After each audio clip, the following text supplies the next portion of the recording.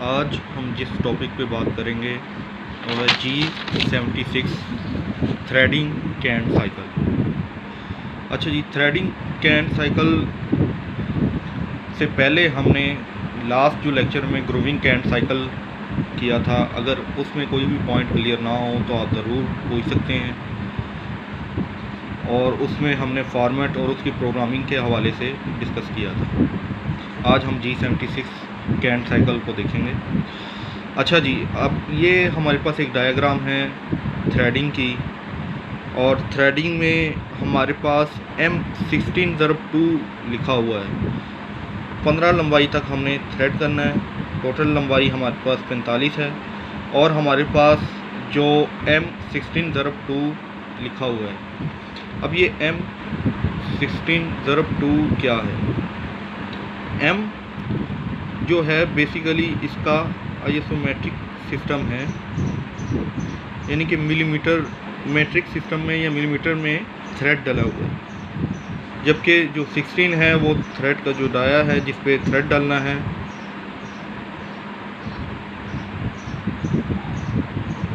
इसे major dia भी कह देते हैं।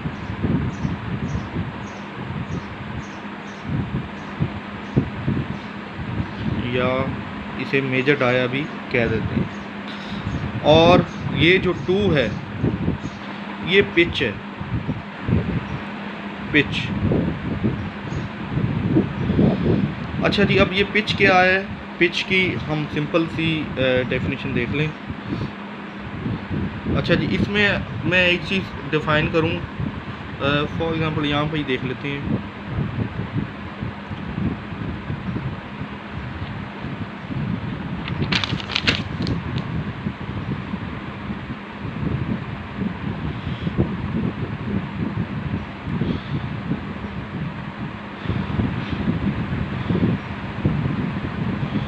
अच्छा जी, ये हमारे पास जो होगा ये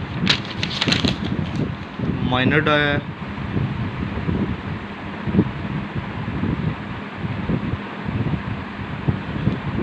ये वाला यहाँ से लेके इस पॉइंट तक जो है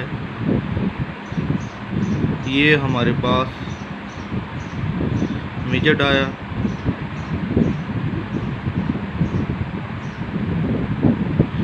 और इस थ्रेड से इस थ्रेड तक का जो फासला है वो पिच है, जिसे P से ज़ाहिर करते हैं। पिच P से हम इसे ज़ाहिर करते हैं।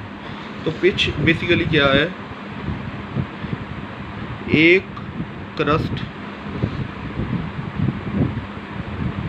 से दूसरे क्रस्ट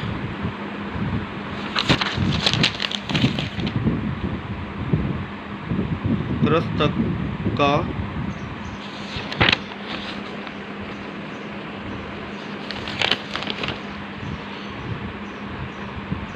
फासला पिच कहलाता है। यानी कि एक क्रस्ट से दूसरे क्रस्ट तक का फासला पिच कहलाता है, या एक थ्रेड से लेके दूसरे थ्रेड तक का जो फासला है वो पिच कहलाता है। पिच बेसिकली क्या है कि ये पॉइंट क्रस्ट है और यहाँ पे ये क्रस्ट है, तो इस क्रस्ट से लेके इस क्रस्ट तक का जो फासला है वो पिच है।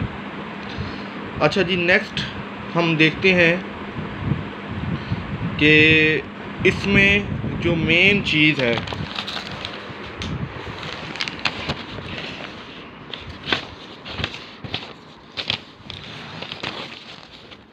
इसके फॉर्मेट पे आते हैं, लेकिन उससे पहले हमें फार्मूले हैं 2-3, वो हमने देखने हैं।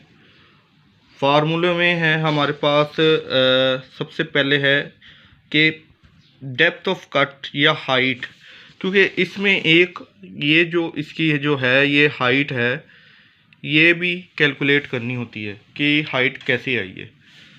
हाइट या इसे डेप्थ कह सकते हैं, डेप्थ या हाइट दोनों में से कुछ भी कह दें।